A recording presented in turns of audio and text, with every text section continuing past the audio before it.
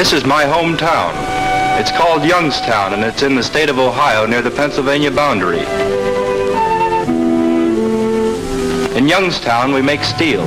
We make steel and talk steel. I guess it's the same in Sheffield, England, or that place the Russians built in the Urals, Magnitogorsk. I'd like to tell you something about how we make steel. Every modern city is built on one hidden material.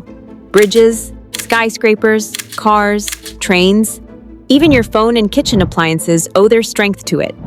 Steel, the material that transformed civilization. But steel wasn't always abundant. For thousands of years, humans could only produce small amounts of iron and steel with immense effort and barely enough for swords and tools. Then, during the Industrial Revolution, everything changed.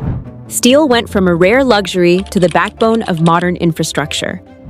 Today, factories produce steel at a scale once unimaginable, billions of tons every year, using massive furnaces and cutting-edge technology.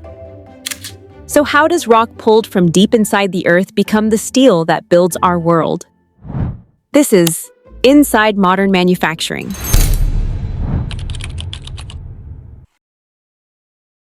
Steel isn't glamorous, but it's everywhere. When you zoom out, steel is less a material and more a foundation of civilization. World production is enormous. In recent years, global crude steel production has been nearly 2 billion tons annually, far more than most people realize. Steel use tracks living standards. The more developed a country, the more steel it uses in buildings, roads, vehicles, and infrastructure. Human iron production goes back thousands of years, but steel was once rare and expensive.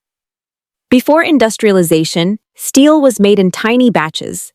The breakthrough came in the 1850s when Henry Bessemer invented a revolutionary process that allowed steel to be mass-produced cheaply and quickly. This transformed industry. Suddenly, steel could be used for bridges, railways, buildings, and mass-produced goods in ways never before possible. Iron ore preparation.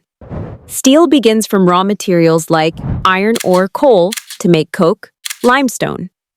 These materials are prepared for the blast furnace. Blast furnace temperatures can exceed 1,200 degrees Celsius, 2,200 degrees Fahrenheit, so hot that everything becomes liquid metal. 2. Making molten iron.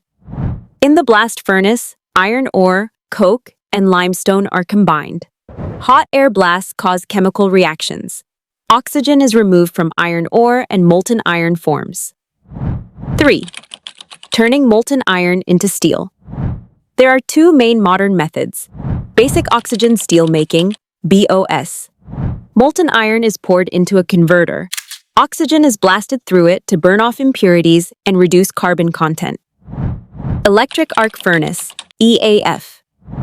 Rather than ore, recycled scrap and electric arcs are used. This is cheaper and increasingly popular for recycling steel. Both processes produce high-quality steel at scale. Once steel is molten and pure, it's cast into slabs, billets, or blooms using modern continuous casting machines. These semi-finished forms are reheated, rolled, shaped, and finished for products used in construction, vehicles, appliances, and more.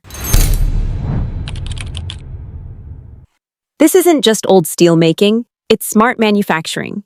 Many modern steel plants incorporate automation, AI data analytics to optimize efficiency, reduce waste, and improve safety. Steel making traditionally uses a lot of energy and has historically accounted for significant carbon emissions, which the industry is now working to reduce through new technologies like electric arc furnaces and hydrogen-based methods. From the first sparks of the Industrial Revolution to today's giants of steel production, this extraordinary material continually reshapes civilization. It's steel that allows us to construct the cities we live in, the infrastructure we rely on, and the machines that make modern life possible. If you want to explore more processes that build our world, hit subscribe and stay tuned. This is Inside Modern Manufacturing.